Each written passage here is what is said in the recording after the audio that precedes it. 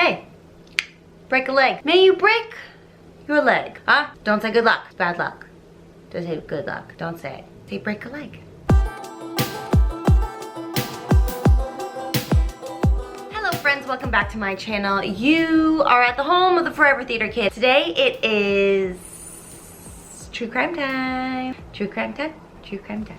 True crime time. Today is another installment of Bloody Broadway. Bloody Broadway. I got a good one for you today.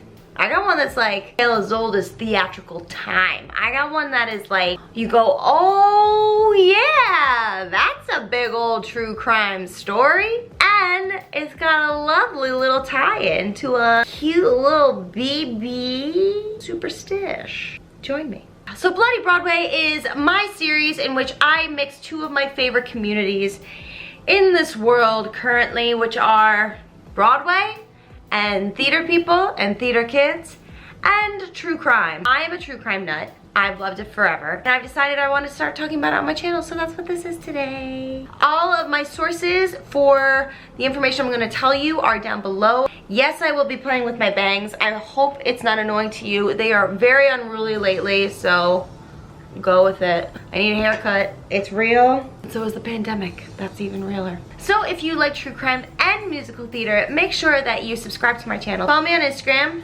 And let's get started. So one of the superstitions around theater that I think is probably the most commonly known, we call them muggles that know this one. Muggles are, in the Harry Potter world, non-magical folk. In the theatrical world, they're just the people that don't get it. You will hear people go, oh my god, good luck at your show tonight. And then the theater person will go, don't say that.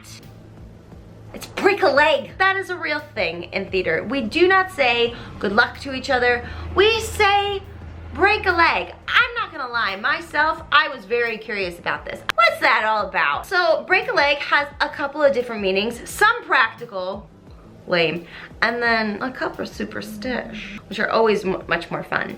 And then also ties into some super weird history. Synchronicity? I think so. The thing that used to be said, and it's been, you know, like modernized, used to be said for someone to tell an actor, may you break your leg, which could have multiple of meanings. So who knows?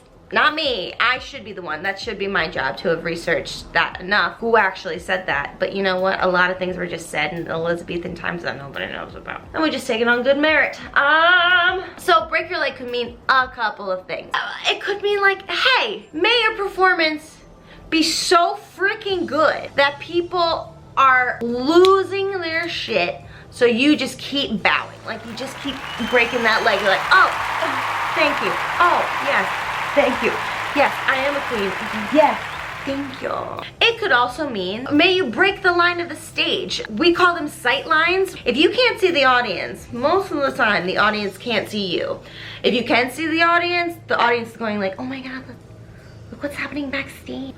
Remember audiences? The legs are they're like big black curtains on the either side of the stage. And if you broke that leg, if you made it move, that could be break a leg, which means you're most likely making an entrance or exiting the stage. Which also could mean early theater times, you only made money as an actor if you got onto the stage. A lot of the times in Elizabethan theater, because of the content of plays, especially Shakespearean plays, theaters were closed down because of like morality and people would be like, oh, I'm uptight and don't know other things. I'm scared. Theaters would close. To break a leg, for someone to wish you to break a leg of the stage means, I hope that your theater doesn't get shut down tonight so that y'all can make a little bit of coin. I would love to break a leg right now. Oh, I want to break those legs so hard. That's another reason, which is probably, in my opinion, that's what I'm thinking it probably means. The supernatural and like paranormal idea that's behind breaking a leg, which y'all, we love a superstition here. It was kind of like a reverse psychology with like the spirits and the tricksters that were like amongst the theater world. You know what? I'm gonna wish you bad luck so that the tricksters will go, oh, he wishes her bad luck,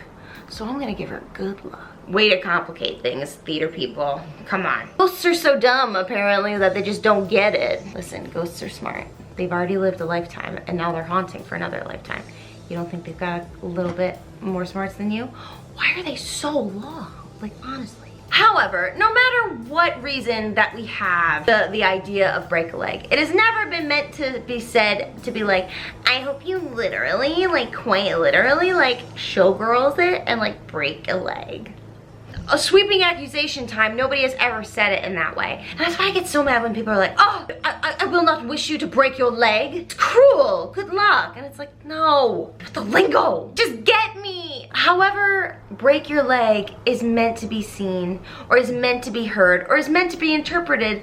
There is one person that I can think of quite clearly that really just went full on realism with that. And that person, one of the biggest asses in US history, John Wilkes Booth. Excuse me. Little Johnny boy. John Wilkes Booth was an actor. What? And not only was he an actor, he was one of a family of actors during the Civil War times. He was a son, one of 10 children, the 9th of 10 children to 2 Shakespearean actors. Father was a very... That sounded so gross how I said that. His father, Junius Brutus Booth, and mother Adelaide Delanoy. I realized I got that wrong. His mother was Mary Ann Holmes, who was the mistress to Junius, who he later married. I believe that John Wilkes was born out of wedlock. I could be wrong, but it was super confusing. Mary Ann Holmes was the mistress of Junius, and they raised Booth and the rest of their children, and they actually got married on Booth's 13th birthday. He was basically compared to his brother Edwin, and had a huge rivalry. Why is that hard word? So, what? Whoa. Why is the word rivalry so hard to say? So he had a huge rivalry with his brother Edwin, who was considered this, like, I'm gonna go into Edwin a little bit. Stop it. Yeah, they were kind of pitted against each other.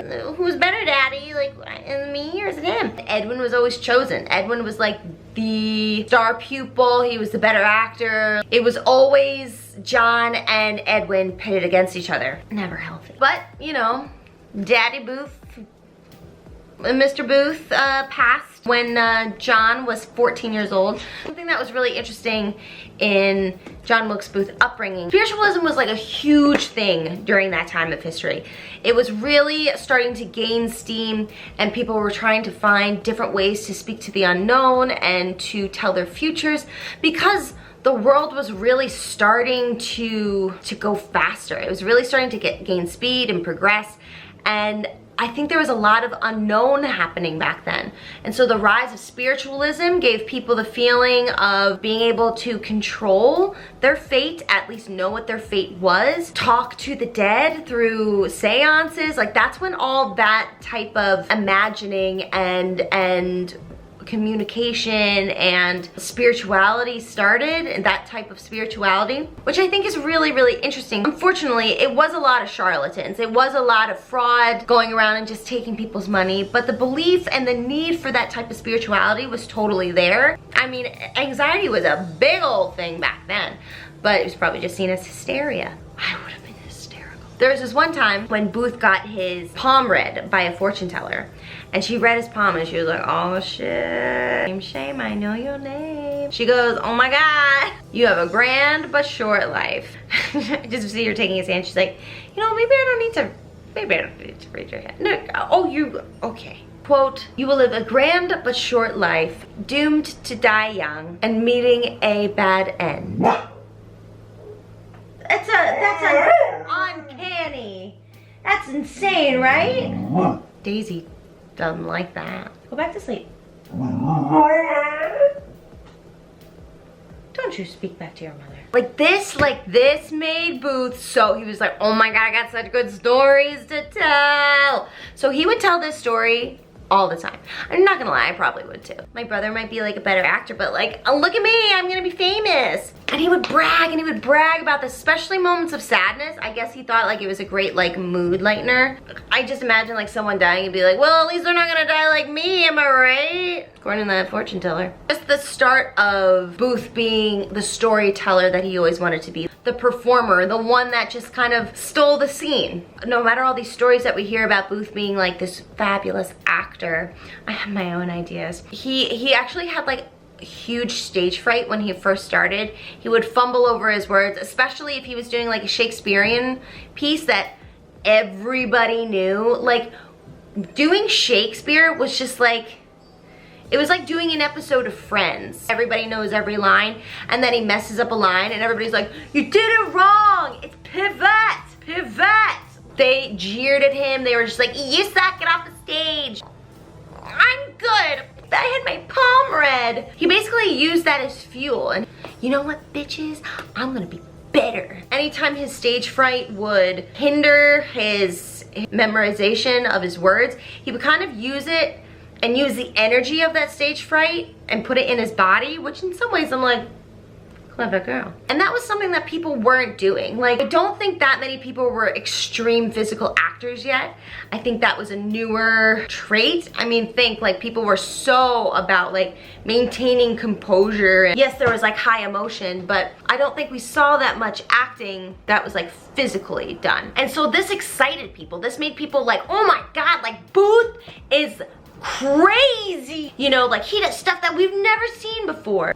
And there was this one performance where like he was performing with Edwin, his brother, and he like brought him to the bottom of the stage and they're like, hey, how'd my brother do? And they're all like, oh my God, it's so good. I mean, he was also like a bit of a lady killer. Like he was just like, he'd like blink and all the girls would be like, oh, watermelon sugar.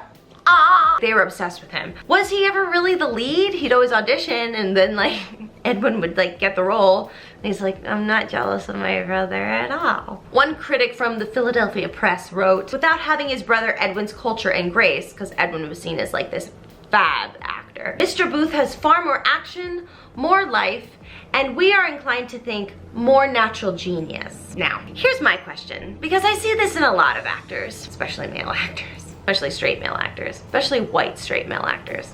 Are they actually good actors? Or are they just like really pretty, just have a lot of energy that is placed in ways that make you think they're a good actor? I have a feeling that Booth was probably a nightmare to work with on stage. I just feel like he was extremely unpredictable, and that would annoy the hell out of me. Like, I just see him as this guy who like thought he was an improviser, just always made the wrong choices, like improvise in such a way where you're like, well, great Booth, how are we gonna bring the Herald back to that? How, that's a wow, you all of a sudden want duck feet? Like, how are we gonna loop that in with the rest of the story? I just feel like he would just have so much energy and it would never be grounded, and he would probably give his scene partners like a run for their money. He was a very impassioned individual. His favorite role, his favorite character of all literature was Brutus from Julius Caesar. And in fact, there was a one-time performance during the Civil War where his brother and him and another brother put on Julius Caesar, and he really wanted to play Brutus. He was like, oh, I want to be the tyrant killer. Let me do it. And Edwin was like, no, that's gonna be me. You can be Mark Antony. And he's like, ugh. Everybody was like, Brutus was the best. Like, he was just like the most amazing Brutus ever. Like, nobody could ever play Brutus like that. Like, that pissed Booth off.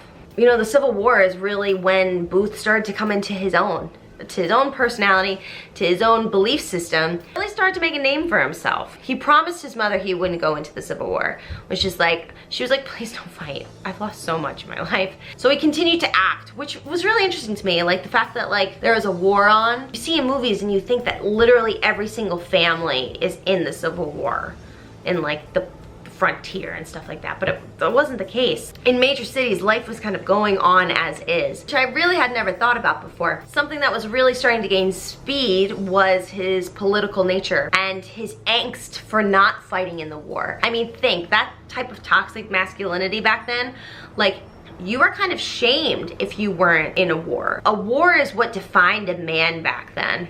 It defined a whole country, but it defined, especially on the individual level, it defined what type of a man you are. And I think with him not going to war and also being an actor, I'm sure that there was a lot of frustration in his like ego of not fighting alongside what he believed in. And what he believed in is he was a Confederate sympathizer. Not a good look for our dude. So yeah, so he believed in the Confederate States. He believed that Lincoln was the sole reason that the country was turning into garbage. He thought it was his solemn right to own another individual, to own an enslaved human, to do his bidding. He was trash. Let's just put it out there. Booth was trash. Decided among him and other cohorts, other people in the area in DC where he was, that, you know, he's like, you know what, like, we can't fight in the war because I promised my mom I wouldn't. I hate my mom. Let's do some shit here. Like, let's fuck shit up. And he started to hatch a plan to make his name known in his efforts for the Civil War. I mean, as the Ballad of Booth said in the show Assassins, your brother made you jealous, John.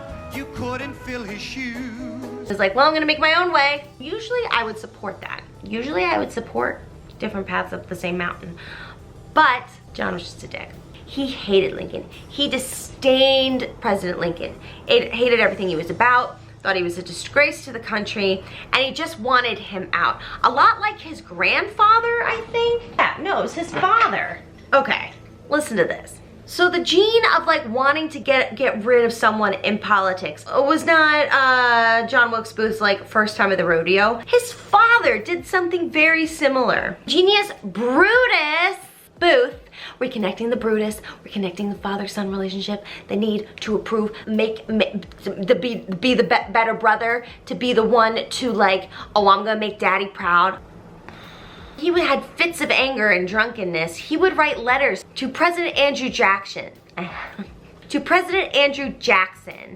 and threaten to assassinate him. I wonder what John Wilkes Booth learned to read on. Maybe some letters that Dad wrote. I don't know. And Jackson, not a great president. Not defending Jackson. But I'm just saying, assassination, never a good idea. Now this is trigger warning. This is quite graphic. So he wanted two people that were put in prison, maybe like friends of his, to be pardoned for piracy. And his way of doing so was basically being like, hey, Jackson, I'm gonna kill you if you don't free my friends. Jackson's like, I never got that letter. He literally wrote, I will cut your throat whilst you were sleeping. And then later he'd be like, oh my God, I was like totally kidding. I was just doing my morning pages and journaling. It was a joke. JK. Sounds like tweets I've heard some people write. Wow, super interesting. The hate for Lincoln was quite real and embedded deep within his system. That it's like, hey, if you don't like politics, maybe instead of saying you should run for office yourself or you should vote for what you believe in, Daddy was just like, kill whoever you don't want to be there. John Wilkes is like, taking notes, I'm taking some notes. I truly do believe that that was rooted deep within John. So anytime that he would see Lincoln, he'd make some type of reference of like, I see you. When the Ford Theater opened, the infamous Ford Theater, a 1,500 seat theater in DC, the first show that, or at least one of the first shows that Booth did there was called The Marble Heart, where he played this like sculptor. And there was one night where Lincoln went to see a show, because Lincoln loved theater. That's why I'm like, low-key just like, get it. He went to his box, the presidential box that was right near the stage. It was said that during the show, Booth like had one of his lines, whatever his line was, and then he gestured and pointed at Lincoln. And Lincoln was there with his sister-in-law, Mary Todd's sister, and they were just like, sure does look like he's pointing at you, buddy. That dude on the stage is pointing right at you. That does.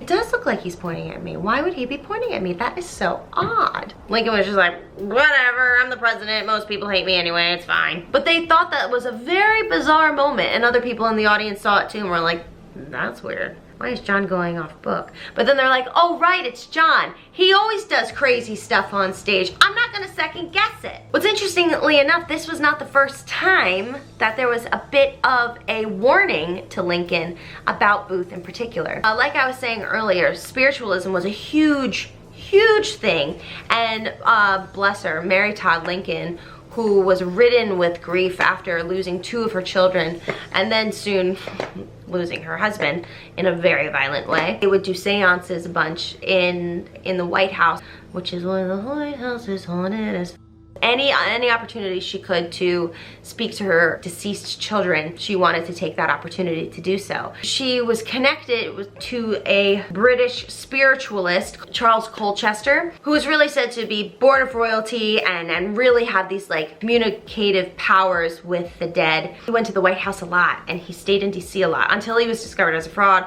big old fraud. He was at the White House while he was, you know, kind of doing his thing, stayed at the National Hotel, and he would drink there all the time. And he started kind of forming like drinking buddies with certain people. And there was this one guy who was always drinking, was getting closer and closer to Colchester. Hey, I'm super sick of this establishment. And Colchester's like, sing it, girl. I don't like the war, and I don't like what President Lincoln is doing to the war. Colchester's like, preach, bitch. Like, I work for him, he's my boss. And as we're like just drunkenly like getting it and like having a kiki, like this drinking buddy was just like, you know what? Like, I'm gonna kill Lincoln. And they're all like, whoa, I thought we were just saying we didn't like him. A little too far. And he's just like, no, I'm mad, I'm making plans, I'm gonna do this. And Colchester was just like, that was a little too close for a call. Like, I was just trying to have like my White Claw. Like, this is too much. Like, I'm just a girl in front of another girl trying to tell her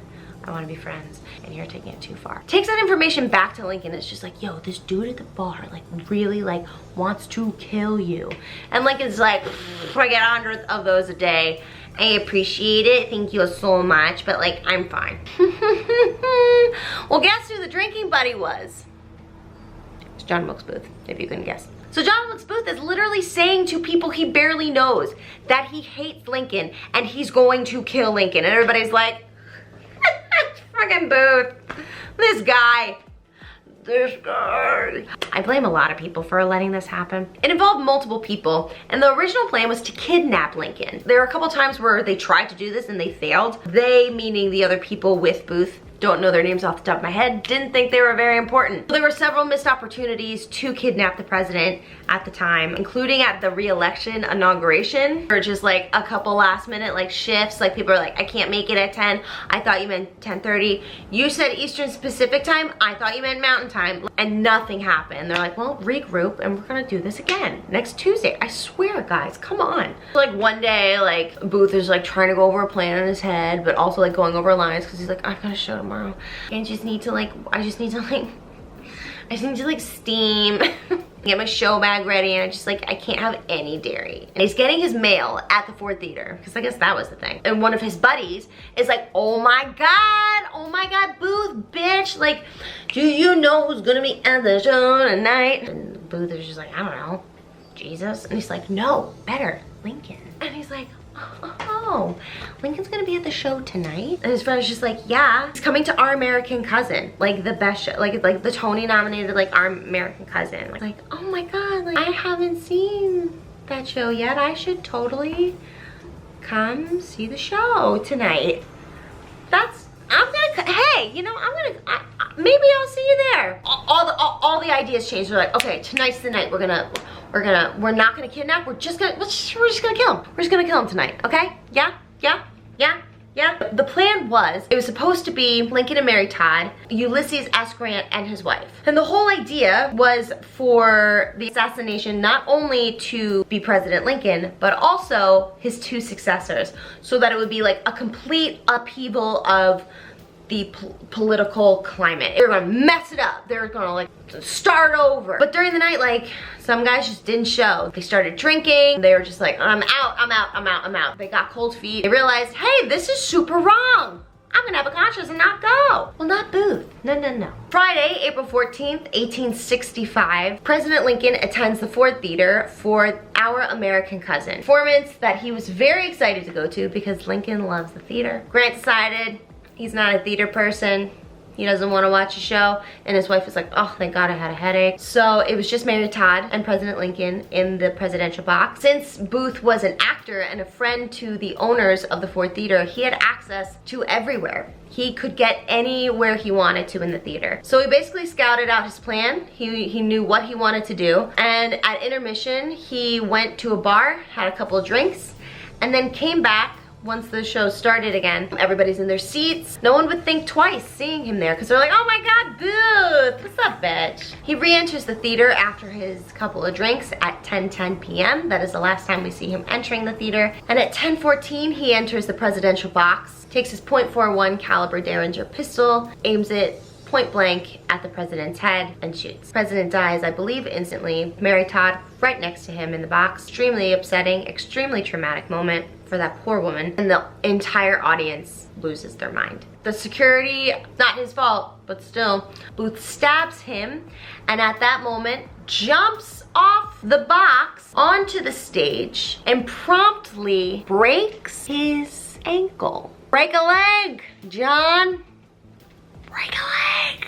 He stands up, adrenaline's pumping. He's like, oh, my ankle hurts, but I've got something really important to say. I've been going over this line over and over and over again in my mirror. He holds up his knife that he used to stab security, and he says, screams at the top of his lungs, Sic semper tyrannis, which means thus always to tyrants. His favorite line from his favorite show by his favorite character, Brutus, Julius Caesar. If we remember, that was the line that the audience lost their minds over when Edwin Booth said it in their one-night production of Julius Caesar. The role he wanted to play, the moment of spotlight that he wanted to have for that moment, the rush of the audience fully behind him, fully in support of him. As an actor, he wanted that spotlight so much that his brother had. This was his moment. This was his moment that he was like, the whole audience is gonna be behind me.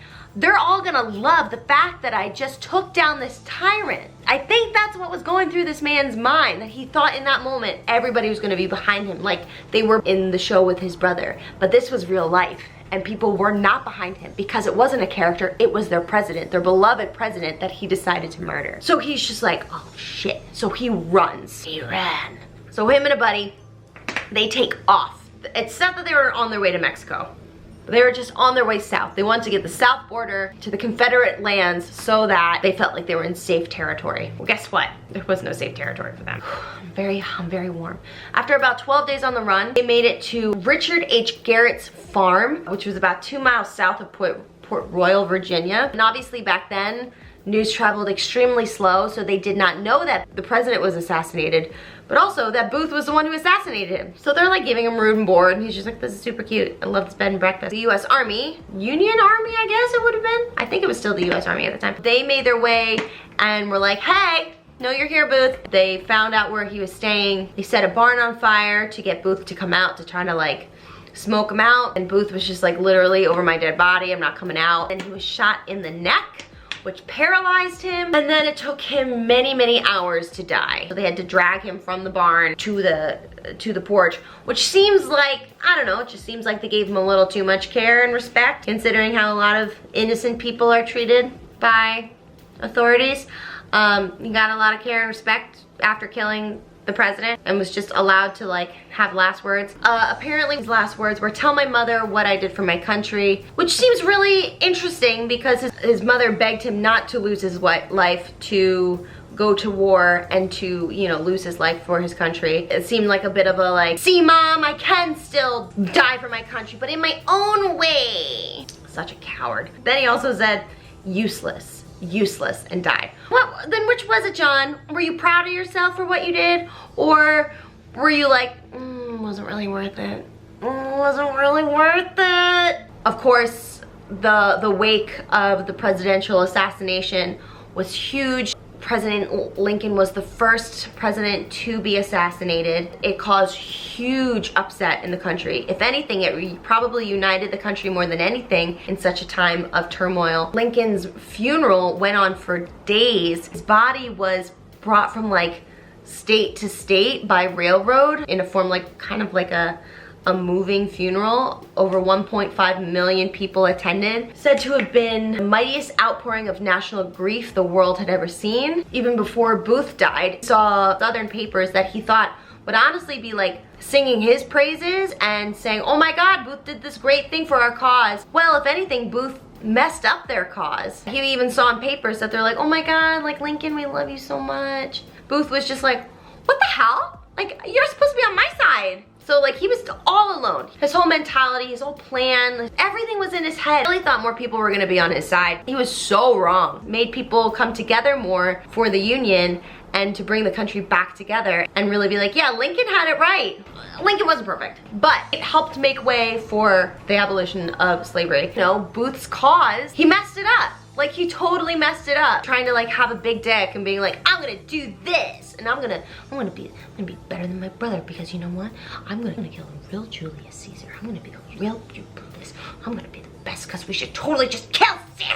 Huge grave for the Booth family because it was a big family. And John Wilkes Booth is not buried with his family. He is buried in an unmarked grave. On the Booth family grave, people leave pennies with Lincoln's head, you know, a little Lincoln face. It's just a little like, hey, F you. Now if we could get Harriet Tubman on some money, that would be better. And we can leave like $20 bills on the Booth grave. John Wilkes Booth was trash. He was trash. His whole life he was trying to get out of his brother's shadow and be the more famous brother. Well, guess what? Edwin was such a better person than John. Edwin literally put his life on the line for people. This crazy freaking story of Edwin saving a man who had slipped, his leg had slipped in between a train and the platform. Literally, this guy was not only going to break his leg, he was going to lose his leg and would have subsequently died. Like he would have died from this injury. He was just seen to be like this lovely human. And you wanna guess who the person Edwin saved was? It was Robert Lincoln, son of Abraham Lincoln. Those two families were just like meant to interact. He just straight up saved a man he didn't even know, who happened to be Abraham Lincoln's son. Robert Lincoln actually knew who Edwin was when he saved him, because Edwin was such a famous actor that he was like, oh my God, that famous actor just saved my life. Edwin had no idea. He had no idea that was Robert Lincoln. And in fact, that was one thing that kind of gave him solace after the assassination, because honestly, the Booth name was ruined. Edwin just kind of went into darkness for a while because he was just like, no one wants me on stage. But then like he re-entered the stage doing Our American Cousin, which seems a little messed up. It's probably just like, hey, this is how it should have been, not full of murder. It's just really interesting how those two families really seem to be like destined to have some type of history together. Just from that and the fortune teller and how she was just like, you're not gonna live a long life, but people are gonna know your name and you're gonna go down in infamy. Booth died at 26. He was a young man when he was taken down for his crimes. So many crazy coincidences. And for me and my amount of synchronicity, Edwin saved Robert Lincoln in Jersey City, and I am not far from Jersey City. And oh shit, that's right, Edwin died on my birthday. Not in 1989, but still, he died on June 7th. And I was like, oh, I read that and I literally went, oh my God, oh my God, oh my God, that's my birthday, oh my God, oh my God. So am I also linked to this story somehow? That's nuts. All right, y'all, that is it. That is the story and the crazy crimes and weird loops of, I want to say, America's first true crime theater related incident, at least that I know of at the moment. This story was nuts. I mean, John Wilkes Booth, he was a typical narcissist. He was very much obsessed with himself, needed people's approval, needed to know that he was on top, needed to continuously try to outshine his brother for the approval of his dead father. That need to always be the best was clearly there. Just think if he didn't do that, like the things he could have accomplished. So yeah, that's the story of the assassination of President Lincoln through John Wilkes Booth. That not quite right, mother. And how actors are narcissistic. So thank you so much for watching. I hope you like this installment of Bloody Broadway. If you have any other ideas or any other suggestions that you think would be an interesting video, put it down below. Make sure you follow me on Instagram. You can always DM me there. And especially subscribe to this channel. Give this video a big old thumbs up. Share it with your friends, especially your friends that you know love true crime. I know we're out there. There are so many of us weirdos out there. We love true crime and we love musical theater. Bring them here. Bring them to me. Come little children, I'll take thee away. We'll just keep talking true crime. We will end this video as we have been ending all of our Bloody Broadway videos with the Puck monologue from Midsummer Night's Dream. We're probably gonna make this shorter and shorter, but right now we're just gonna do the whole thing again. If we shadows have offended, speak but this, and all is mended, that you have but slumbered here whilst these visions did appear. And this weak and idle theme, no more yielding but a dream. Gentles, do not reprehend. If you pardon, we will mend. And I, as an honest puck, now have unearned luck. Now to escape the serpent's tongue, we will make amends ere long. Else the puck a liar call. So, good night until you all. Give me your hands if we be friends, and Robin shall restore amends.